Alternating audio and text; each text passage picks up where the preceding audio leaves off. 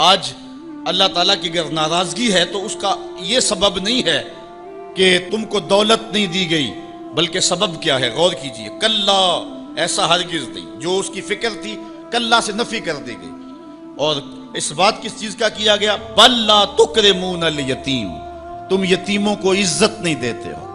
اصل بات یہ ہے جو بات سوچنے کی ہے.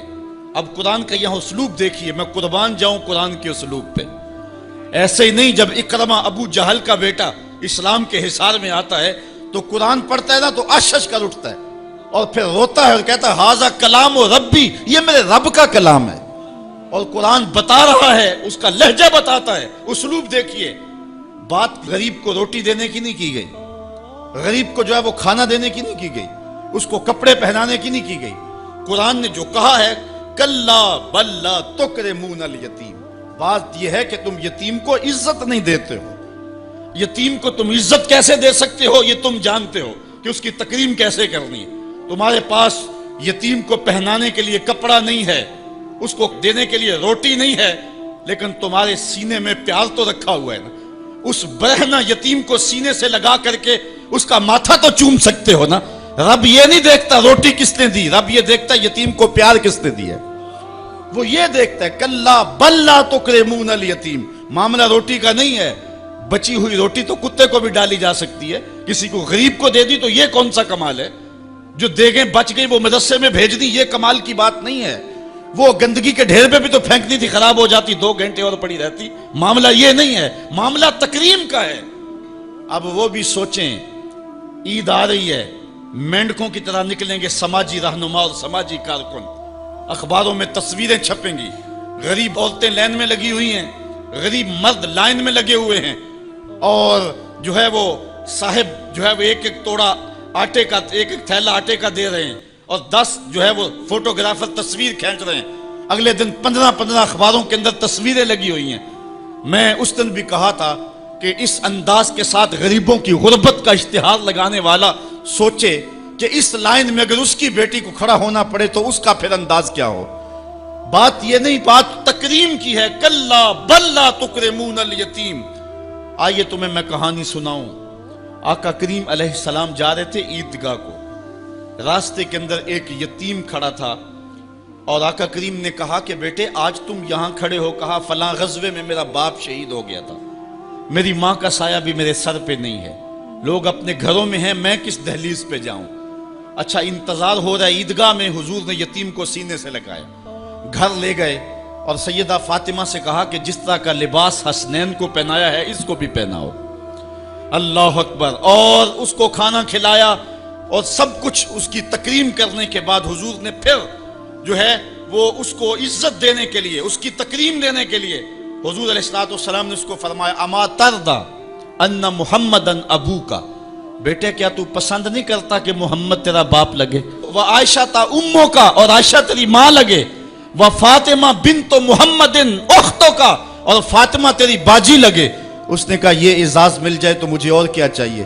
تو کہا آج کے بعد یہ رشتے تیرے ہوئے. ایک انگلی سے حضور نے حسنین کو تھاما ہوا ہے اور دوسری انگلی سے اس یتیم بچے کو تھاما ہوا ہے. جب حضور عیدگاہ کی طرف بڑھ رہے ہیں تو اور بچے بھی اپنے ماں باپ کے ساتھ جا رہے ہیں. وہ بچہ زبان حال سے کہتا ہے تھا تو یتیم، آج یتیمی کا مزہ ہی نہیں آ گیا ہے کہ حضور کی انگلی تھام کے جا رہا ہوں. تو یتیم کی تکریم کا مسئلہ ہے، اس کو عزت نفس دینے کا مسئلہ ہے. یتیم کو لوگوں کے اندر کھڑا کر کے اس کو اعزاز دیتے ہو، وہ اعزاز نہیں ہے، وہ رسوائی ہے. مجھے 1 سال قبل ایک ایسی تقریب میں لوگ کھینچ کر کے لے گئے جہاں وہ آج کل اجتماعی شادیوں کا رواج ہے. تو میں بڑی معذرت کی، میرے لیے مشکل ہوگا کیونکہ مجھے اندازہ تھا اس تقریب کا، لیکن میں کبھی گیا نہیں تھا پہلے. تو میں جب اس تقریب میں پہنچا تو یقین جانے کہ 2 دن تک جو ہے وہ میں بے چین رہا ہوں. میں کہتا ہوں غریب سے غریب آدمی ہوتا ہے نا، اس کو معاشرے میں پروٹوکول اعزاز نہ بھی ملے تو شادی والے دن تو مہمان خصوصی وہی ہوتا ہے نا. اس دن تو سارے اس کے چہرے کو ہی دیکھتے ہیں. لیکن ان دولوں کو بھی جو ہے وہ لائن پہ بٹھایا ہوا تھا اور اوپر مہمان خصوصی کوئی اور بیٹھے تھے. میں نے کہا یہ بیچارے مسکین آج بھی مہمان خصوصی نہیں ہیں، آج ان کی زندگی کا اہم دن ہے اور آج بھی اتنے لوگوں کے سامنے اشتہار لگایا جا رہا ہے یہ غریب لوگ ہیں. اور دلہنوں کا بھی اشتہار لگایا جا رہا ہے یہ غریب بچیاں ہیں، اور پھر کیا ان کے چہرے پہ کوئی مسرت کے آثار تھے اور نہ ان بیٹیوں کے چہرے پہ کوئی مسرت کے آثار تھے، تو لوگ خوشی بانٹنے چلے ہیں لیکن غموں میں اضافہ کرتے چلے گئے۔ رات کی تنہائی میں نکلو، اندھیرا پھیلا ہوا ہو، کوئی دیکھنے والا نہ ہو، اپنے سائے سے بھی بچو اور جا کے غریب کے گھر میں رقم پھینک کے آ جاؤ، اسے پتہ نہ ہو یہ پھینکی کس نے ہے، اور پھر وہ شادی کریں جو دعائیں ان کے کلیجے سے نکلیں گی عرش تک پہنچیں گی۔ تو بات پیسے دینے کی نہیں ہے، بات تکریم کی ہے۔ کلا، دیکھو قرآن کا اسلوب، کلا بل لا تکرمون الیتیم، معاملہ یہ ہے کہ یتیم کی عزت، تکریم۔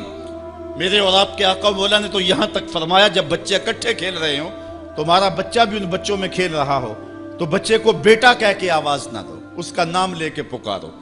عرض کی گئی حضور بیٹا ہے، بیٹا کہہ کے پکاریں گے تو حرج بھی کیا ہے؟ کہا تم نہیں جانتے، ہو سکتا ہے کہ وہاں کوئی یتیم بچہ بھی کھیل رہا ہو، اور جب یہ تم کہو گے تو تڑپ جائے گا، آج میرا باپ ہوتا تو مجھے بیٹا کہہ کے پکارتا، لیکن آج میں محروم ہوں۔ تو کہا مسئلہ یہ ہے، کلا بل لا تکرمون الیتیم ولا تحاضون علی طعام المسکین۔ دیکھیے قرآن کا اسلوب، کہا ایک تو یتیم کی تکریم نہیں ہے، یہ ساری افطار اس لیے آئی، اور دوسری بات یہ ہے کہ وہ آپس میں ایک دوسرے کو مسکین کے کھانے کی رغبت نہیں دیتے۔ یعنی ایک شخص خود غریب ہے اور اتنی طاقت نہیں رکھتا کسی غریب کی پرورش کر سکے، وہ عہدہ برا نہیں ہو سکتا کہ اتنا کہ میں تو کچھ کر نہیں سکتا، کوئی بھوکے تڑپتے ہوئے غریب کو دیکھے خود نہ دے سکے۔ اللہ نے اسے زبان تو دی ہے، کسی امیر کی دہلیز پہ وہ نہیں جاتا یہ چلا جائے اور جا کے توجہ دلائے کہ میرے ہمسائیگی کے اندر ایک یتیم تڑپ رہا ہے، بیوہ کی بیٹیاں بوڑھی ہو رہی ہیں دہلیز پہ، اور وہ جا کے اپنے اعتبار پہ جو ہے ان کا انتظام کر دے۔ یہ ہے ولا تحاضون علی طعام المسکین۔ بلکہ رویہ کیا ہے؟ وَتَأْكُلُونَ التُّرَاثَ أَكْلًا لَمًّا، اور میراث کا مال تم ہپ ہپ کر کے کھاتے ہو، تمہیں پرواہ ہی نہیں ہے۔ بیٹیوں کا حق اہل عرب جو ہے وہ غصب کر لیتے تھے اور بیٹیوں کا حق نہیں دیتے تھے۔ وَتُحِبُّونَ الْمَالَ حُبًّا جَمًّا، اور دولت کی محبت رچ بس گئی ہے کلیجے کے اندر، دل کے اندر اتر گئی ہے، تڑپتے ہوئے لوگ بھی دیکھتے ہو لیکن تجوریوں کے منہ نہیں